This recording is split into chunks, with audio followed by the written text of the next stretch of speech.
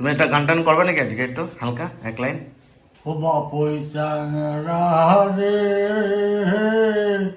কাছে উঠিয়া তো জম্পাই পারিয়া দে বাপই চাংরা রে গাছে উঠিয়ে তো জম্পাই পারিয়া দে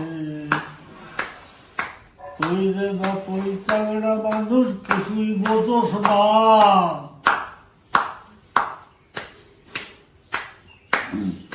তুই রে বাপই চাংরা মানুষ কিছুই বোঝোস না তুইও দুটো মেরে বাপই মরে দুটো দে বাপই চাংরা রে গাছে উঠিয়ে দুটো জল পারিয়া দে।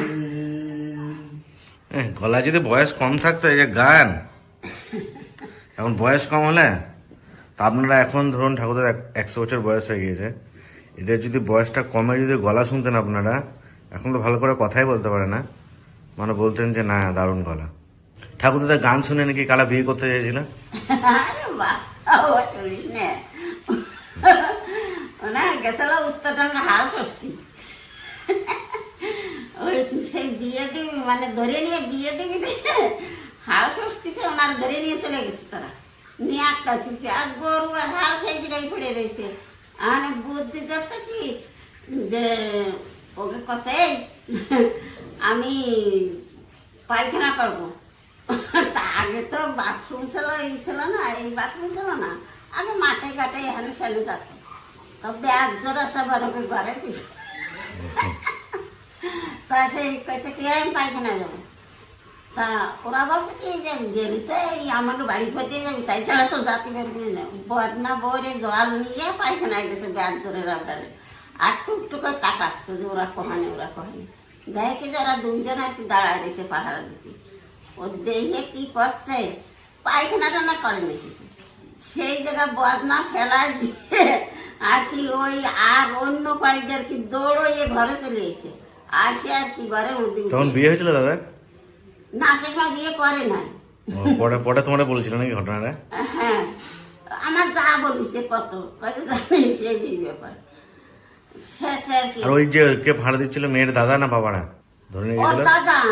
দাদা ওর ভগ্নিপতিরা পাহারা দিছিল, ওরাও ধরে নিয়ে গেছিল নাকি দাদারা? ধরে নিতে পারছিল না, 2-3 জনে পাহারা দিছিল, ও শক্তি ছিল কিন্তু ঠাকুর দাদার গায়ে দৌড়ে চলে এসে বাড়ি এসে আর কি ঘরে। না কি করে নিয়ে গেছিল, কি করে ওদের বাড়ি? ওই যে উত্তরণের মাঠে হাল ছিল, গরু নিয়ে জমি চাষ এমনি কি ডাকে নিয়ে গেছিল না জোর করে ধরে নিয়ে গেছিল?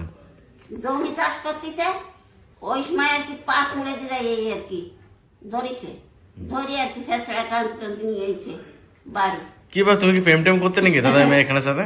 আরে না, চেয়ারা দেখে আর এই গান শুনে মানুষ পাগল হয়ে যেত। যে সময় ধান কাটতো না আউশ ধান, এই শ্রাবণ মাসে, সে সময় দাদা কি গান গাথো ধান কাটতেছে বুঝলি, গান শুনে সারা মেয়েরা আর বউরা গান শুনে কাজটা ছাড়ান দিয়ে ঘরের পিছনে যে আর কি গান শুনতো, এত সুন্দর গান করতো। গান আমার বিয়ে হলি সন্ধ্যে নাকি গানে চলে যেত খড়ে জাল নিয়ে ইলিশ মাছ ধরতে, শেষে আর কি ওই গান গাত। উন্ডা যে বাকে থাকতো আমার বাবা, সে বাকে থাকতে পারতো না ওনাকে গান শুনে, ওই গান গাতো জামাই বাড়ায় সে গান গাতো ই করতো একটাই সরেন করতো, সেদিন আমার বাবা সেই বাকে তো অন্য বাকে চলে যেত মাছ ধরতে।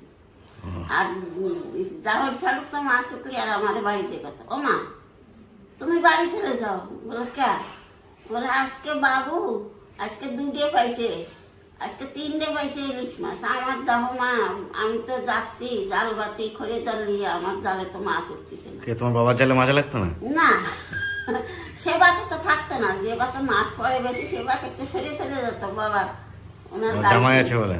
হ্যাঁ, জামাই বাকে থাকতো বলে থাকতো না, গান গাতো বাড়ায় সে গান ইয়াতি করতো সরে চলে যেত।